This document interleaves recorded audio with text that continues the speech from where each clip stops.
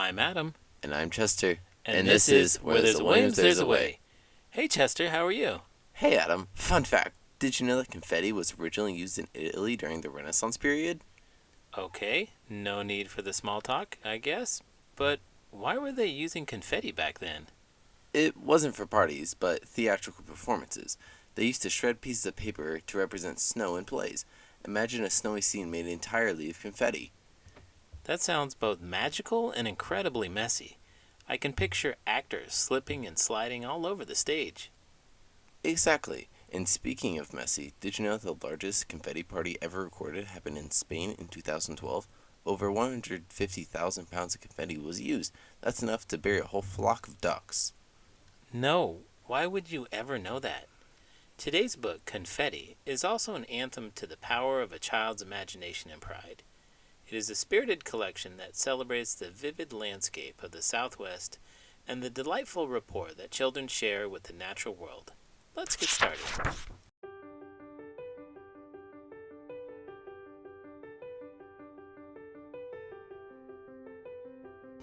Confetti, Poems for Children. Poems by Pat Mora. Illustrated by Enrique O. Sanchez. Sun Song. Birds in the branches hear the sun's first song. Ranitas in the rocks hear the sun's first song. Bees in the bushes hear the sun's first song. Wind in the willows hear the sun's first song. Birds in the branches chirp their morning song. Ranitas in the rocks croak their morning song. Bees in the bushes buzz their morning song. Wind in the willows whirs its morning song. Sun song, sun song, sun song. Colors crackle, colors roar. Red shouts a loud balloon round sound. Black crackles like a noisy grackles. Cafe clickety clicks its wooden sticks. Yellow sparks and sizzles, zzz, zzz. White sings, I, her high light note. Verde rustles leaf secrets, swishes, swooshes. Grease, whispers its kitten whiskers. Silver ting-ting-a-ling jingles. Azul coo-coo-coos like pajaritos do. Purple thunders and rum-rum rumbles. Oro blares a brassy brass tuba. Orange growls its striped roared roar. Colors crackle, colors roar. Purple snake. It's in there sleeping, Don Luis says and winks. He knows I want to feel the animal asleep in a piece of wood, like he does, turning it this way and that, listening. Slowly he strokes the wood, rough and wrinkled, like his hands. He begins to carve his way. Mira, its head, its scales, its tail. Don Luis rubs and strokes the animal before he paints its eyes open. When the paint dries, I place the purple snake by the green bull and the red frog that Don Luis found asleep in a piece of wood. Can I catch the wind? Can I catch the wind in the morning, catch the wind? Can I catch the wind? In my two hands, catch the wind. Can I catch the wind? In my basket, catch the wind. Can I catch the wind? In my clay pot, catch the wind. Can I catch the wind? In my tin box, catch the wind. Can I catch the wind? In my straw hat, catch the wind. Can I catch the wind? In my bird cage, catch the wind. Wind, wind, run and spin, dance and spin, run and spin. Cloud dragons. What do you see in the clouds so high? What do you see in the sky? Oh, I see dragons that curl their tails as they go slithering by. What do you see in the clouds so high? What do you see? Tell me do. I see cabalitos that race the wind high in the shimmering blue. Fun fact, clouds aren't just fluffy cotton balls in the sky. Some clouds actually are dark and menacing, like the ones you see before a thunderstorm. Clouds aren't cotton balls is a pretty weak fun fact. Just remember, those clouds might look scary, but they're doing their job. They're bringing rain to help plants grow and fill up lakes and rivers. So, clouds are like nature's water carriers. Essentially. So not just dragons in the sky. Fun fact, did you know that the word dragon comes from ancient Greek word drakonta, which means to watch? is because dragons are often thought to guard treasures or other valuable items. Wow, talk about a vigilant job description. Imagine being hired to guard a pile of gold. Did you also know that dragons are often depicted with multiple heads? Multiple heads? That sounds like a headache. How many heads are we talking about here? Well, it depending on the legend. Some dragons are said to have many as 7 heads. Imagine trying to keep track of all those thoughts at once. 7 heads? That's a lot of mouths to feed. No wonder they're always grumpy. Castanet Clicks. Uno, dos, 1, 2, baskets blue. Tres, cuatro, 3, 4, 1 bell more. Cinco, seis, 5, 6, Castanet Clicks. Siete, ocho, 7, 8, copper plates. Nueve, diez, 9, 10, count again. Mexican magician. All day, the panadero, in white apron and ball cap, stirs flour, eggs, and sugar, then salsas with his broom. His hands brim with sweet secrets. He folds into thick fillings. He pushes his huge rolling pin and sings to make dough rise. He cuts large maranitos that fatten in his oven, chops nuts, raisins, and apples, then cha-chas round the room. With cinnamon and anise, he flavors spongy dough puffs, stirs pineapple and pumpkin. He pours in tarts and pies. He heaps clean shelves and counters with pan and empanadas, pastry so light and flaky it sails into warm air. His hips sway while he sprinkles cookies with sweet confetti, dancing pandero, magician with a flair. Leaf soup. Leaves sail through the air like lazy mariposas, gliding on warm gusts and breezes onto my hair. Leaves spin quiet into puddles, float on their backs, then drift down, down. Near the prickly pear, leaves soften into mush clumps, season the soup for brown squirrels and plump birds quick hopping to sip green pools of tasty leaf soup. I hear the rhythm of the tarahumaras, pom-pom.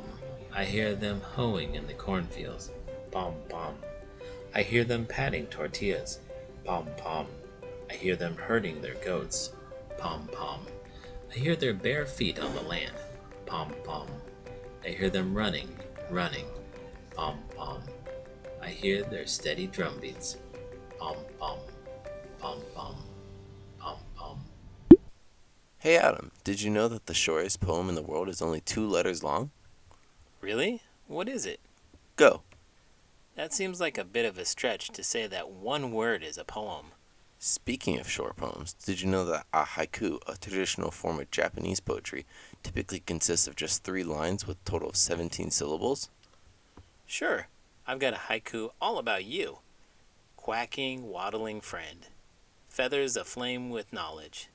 Duck shares fun facts gleam. That's great. Fun fact, did you know that the word poetry comes from the Greek word poesis, which means making or creating? Interesting. So, poets are basically professional creators. But did you know that the fear of poetry is called metrophobia? What's fascinating about that is that someone out there actually suffers from a fear of poetry. Dancing paper. Let's fill the room with laughing before our friends arrive. We'll bring the colored paper, the room will come alive. Let's start with the piñata. The air will sway and swing. We'll string papel picado to start its fluttering. I'll fling the serpentinas, toss coils in the air. I'll add marimba music, start dancing everywhere. Remember cascarones, to hide will be in vain. Egg bursts of bright confetti will shower us like rain. Abuelita's lap. I know a place where I can sit and tell about my day. Tell every color that I saw, from green to cactus gray. I know a place where I can sit and hear a favorite beat. Her heart and cuentas from the past, the rhythms honey sweet. I know a place where I can sit and listen to a star. Listen to its silent song, gliding from afar. I know a place where I can sit and hear the wind go by, hearing it spinning round my house, my whirling lullaby.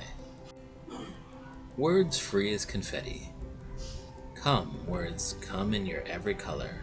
I'll toss you in storm or breeze. I'll say you. Taste you sweet as plump plums, bitter as old lemons. I'll sniff you, words, warm as almonds, or tart and apple red feel you green. And soft as new grass, lightweight as dandelion plumes, or thorn gray as a cactus, heavy as black cement, cold as blue icicles, warm as Abuelita's yellow lap. I'll hear you, words, loud as cercors, purple, crash, hushed, as gatitos, curled in sleep as the last gold lullaby. I'll see you long and dark as tunnels, bright as rainbows, playful as chest wind. I'll watch you, words, rise and dance and spin. I'll say you, in English, in Spanish. I'll find you, hold you, toss you. I'm free too. I say, yo soy libre. I am free, free, free, free as confetti. River voice. In the desert, the river's voice is cool. In canyons, the song of rock and hawk. In the desert, the rio's voice is cool. In valleys, the song of field and owl. In the desert, the river's voice is cool. At dusk, the song of star gleam and moon. In the desert, the rio's voice is cool. At dawn, the song of wind and fresh light. Hey Adam, what's your favorite type of poem? Maybe a limerick? Did you know they often have a humorous or nonsensical theme with a distinctive 5-line structure? Yeah, I've heard a few limericks in my time. They always make me laugh, especially ones about ducks. With your love for fun facts and my knack for teaching, we could write a poetry book together. We'll call it Quirky Quacks and Limerick Laughs. I'm all in. Let's make some literary waves, Adam. But first, let's make sure the cover has a picture of a duck wearing a poet's hat. Absolutely. That'll be our signature touch. Who knew poetry could be so ducktastic? Indeed, with us leading the charge, the world will soon be quacking with poet delight. If this video gave you delight, please give it a thumbs up and subscribe to the channel. I'm Adam. And I'm Chester. And this is Where There's a Whims, There's a Way. Did you know? In 1891, the confetti making machine was invented, manufacturing started, and was thrown at a New Year's Eve celebration in Paris.